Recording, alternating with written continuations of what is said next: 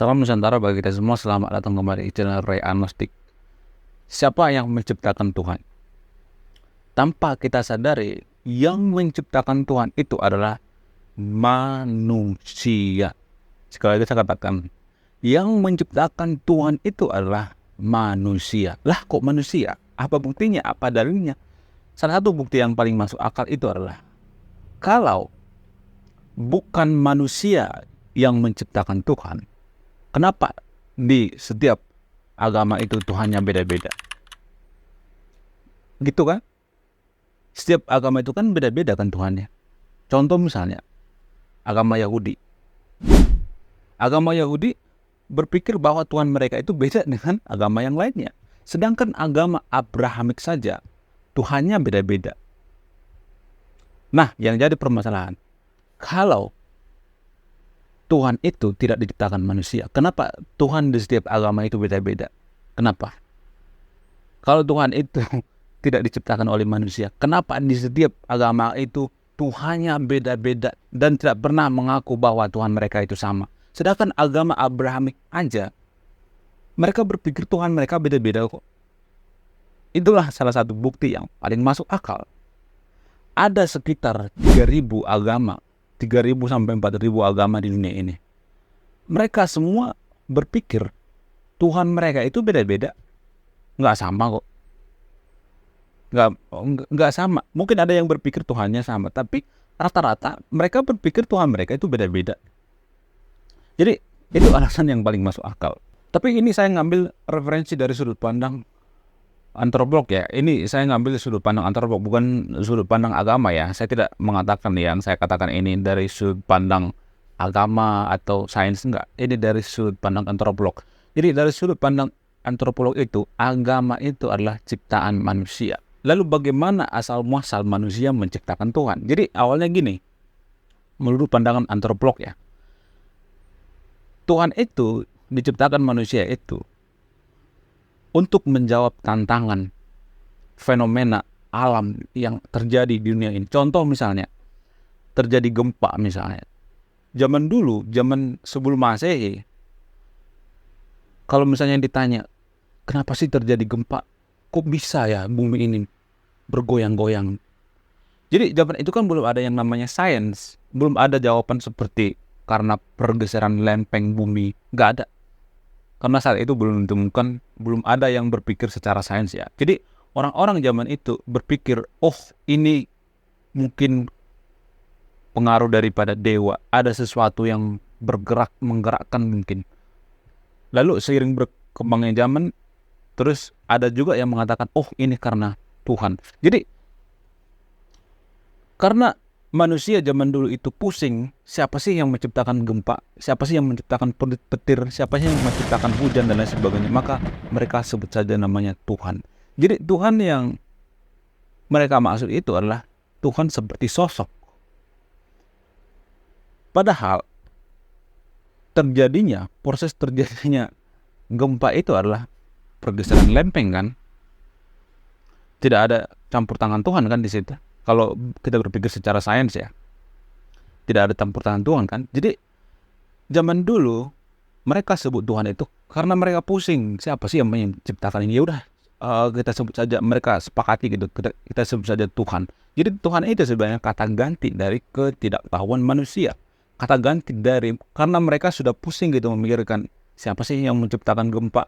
Kok bisa terjadi gempa ya? Itu mereka sebut sebagai Tuhan. Jadi itulah asal muasal mereka atau manusia secara antropolog mau menciptakan Tuhan.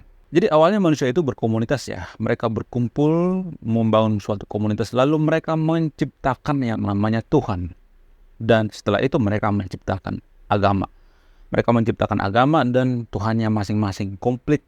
Apakah agama itu ciptaan Tuhan? No. Agama itu adalah ciptaan manusia. Apa buktinya? Ada banyak bukti ya. Salah satu bukti yang paling masuk akal itu adalah ada banyak agama di dunia ini. Seperti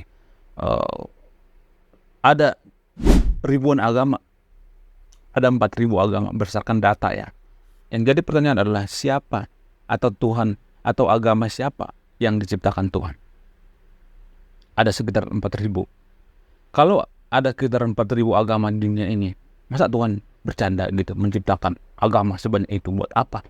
Ya kan? Jadi manusialah yang menciptakan agama dan manusialah yang menciptakan Tuhan berdasarkan sudut pandang antropologi ya. Bukan berdasarkan sudut pandang saya ya. Jangan ini ya salah kaprah ya. Ini berdasarkan antropologi. Jadi karena Tuhan setiap agama itu beda-beda, maka mereka penasaran ya. Jadi antar umat beragama ini penasaran. Tuhan siapa sih yang paling jago? Tuhan siapa sih yang paling perkasa? Tuhan siapa sih yang paling kuat? Yuk, kita adu yuk. Nah, itu yang menjadikan konflik. Jadi, kalau misalnya di Konoha ya, ini hanya di Konoha ya, bukan Indonesia. Kalau misalnya di Konoha itu sering terjadi konflik misalnya, saling bakar rumah ibadah antar umat beragama, saling busur misalnya, saling persekusi ibadah orang lain misalnya, antar umat beragama di Konoha. Apa sebenarnya dasarnya? Dasar mereka itu dalam kurung ya, mereka itu penasaran Tuhan siapa sih yang paling jago. Kalau mereka berpikir bahwa Tuhan mereka itu satu, sungguh mustahil nih mereka melakukan hal-hal seperti itu. Ngapain coba mempersekusi rumah ibadah orang lain? Ngapain coba? Kalau mereka berpikir Tuhan mereka satu. Justru karena mereka berpikir Tuhan mereka itu beda-beda. Mereka penasaran Tuhan siapa sih yang paling jago, Tuhan siapa sih yang paling perkasa, Tuhan siapa sih yang paling benar. Dan ini menimbulkan konflik, ini menimbulkan masalah. Dan ini berdasarkan sudut pandang antropologi ya. Jadi agama yang ada di Konoha itu kalau dikit-dikit konflik gitu, dikit-dikit masalah, mereka sebenarnya berpikir Tuhan antar mereka di Konoha itu beda-beda. Iya kan? Beda-beda. Ada yang berpikir Tuhan saya yang paling kuat, Tuhan saya yang paling perkasa, Tuhan kalian itu seperti ini, dijelek-jelekin gitu. Tuhan kalian seperti ini, dijelek-jelekin. Sehingga ini akan menimbulkan konflik antar umat beragama. Karena mindset ini. Jadi, kalau ada orang yang mengatakan, jangan mikirin Tuhan lah. Jangan memikirkan konsep Tuhan lah. Justru menurut saya itu salah. Pemikiran yang salah. Karena sudut pandang kita terhadap Tuhan itu, pandangan kita terhadap Tuhan itu harus di-clearkan dulu. Kalau enggak, seperti ini konflik. Apakah Tuhan kita satu atau tidak? Jadi harus disatukan dulu pemikirannya. Kalau enggak seperti ini, karena kita merasa bahwa Tuhan kita itu beda-beda sehingga kita dengan seenak jidat mempersekusi ibadah orang lain. Itu dalilnya, itu dasarnya. Selain itu, di Konoha juga saya melihat banyak antar umat beragama itu yang berpikir bahwa Tuhan mereka yang paling benar, Tuhan orang lain sesat, sehingga mereka berpikir umat lain itu harus dimusnahkan. Kan itu kan dalilnya. Karena kita merasa bahwa Tuhan kita yang paling benar. Padahal secara antropolog Tuhan yang ada di agama-agama itu adalah Tuhan yang diciptakan oleh manusia. Tapi ini agama yang ada di Konoha ya, bukan di Indonesia ya. Jangan di ini ya. Agama yang ada di Indonesia mah Tuhannya saya nggak ada urusan gitu sama Tuhannya orang Indonesia. Ini Tuhannya warga Konoha ya. Jadi kenapa banyak pemuka-pemuka agama di Konoha itu mengatakan jangan bahas tentang Tuhan lah, kita nggak akan mampu, akal kita nggak sampai ke sana. Menurut saya ini adalah kesalahan besar gitu. Kenapa?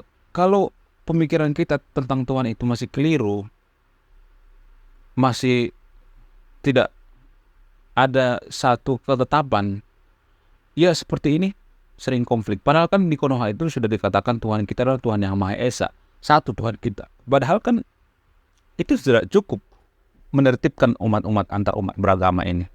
Jadi walaupun Tuhan itu diciptakan oleh manusia, ya kalau Tuhannya Esa, ya kita sepakati dong Esa. Tapi kan pada faktanya secara antropolog Tuhan itu kan diciptakan oleh manusia.